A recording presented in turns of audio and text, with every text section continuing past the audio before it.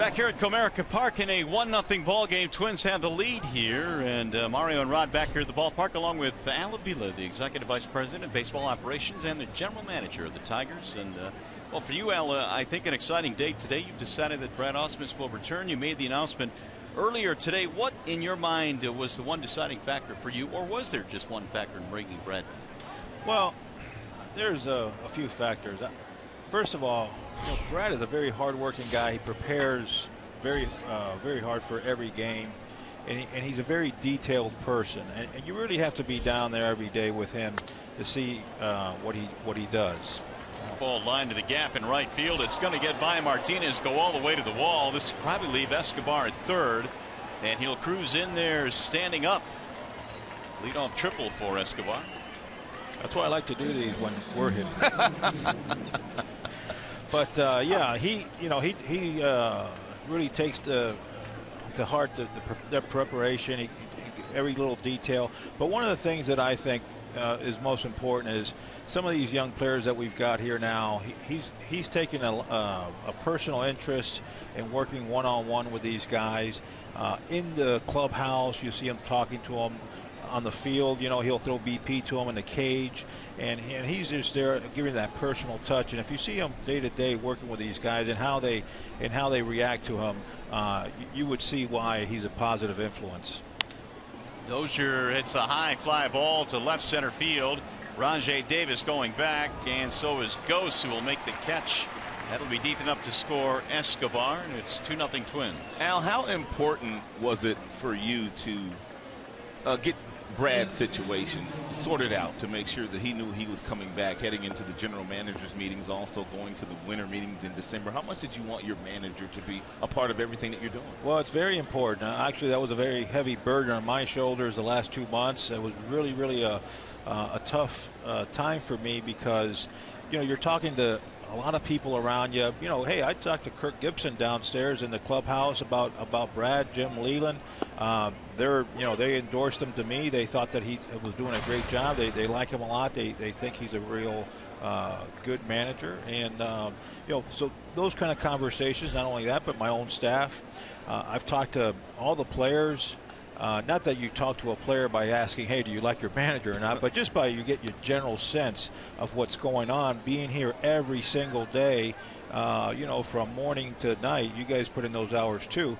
You get the sense that these veteran players back him. They believe in him.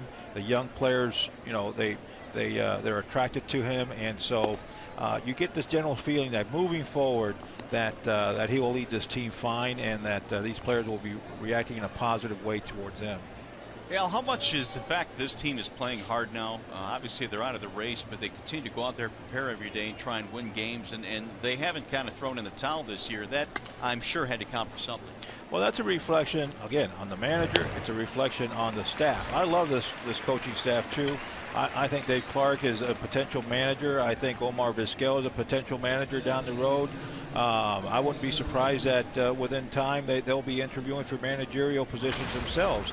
Wally Joyner has done a hell of a job with our hitting, and Jeff Jones is, with these new pitchers that we've gotten here, has done a marvelous job with Norris and Boyd.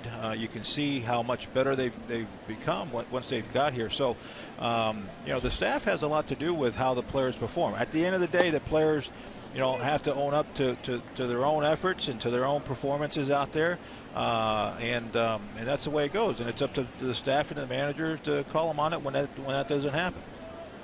Miguel Sano, the batter, he looks at a ball inside. 1 ball, 1 strike. And what will be your first order of business once you get into the general managers meetings and also the winter meetings this offseason?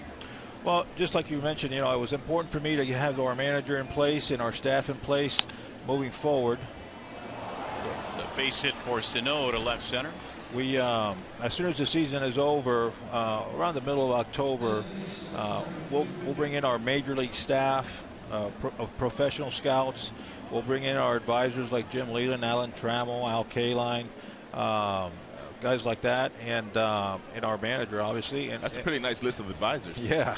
And then we'll go over every single major league club, their strengths, their weaknesses, what their needs may be, and how their needs may match up with our excess, and our needs may match up with their excess, and see if there are any trade possibilities with those clubs, and we'll throw those names up on the board.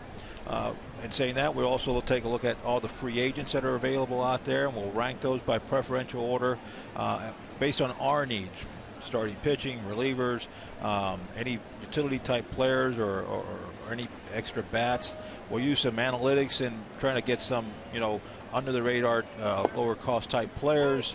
But at the end of the day, we'll try to put together a list of names that we will go after, whether it be free agency or trade wise, once those meetings are over.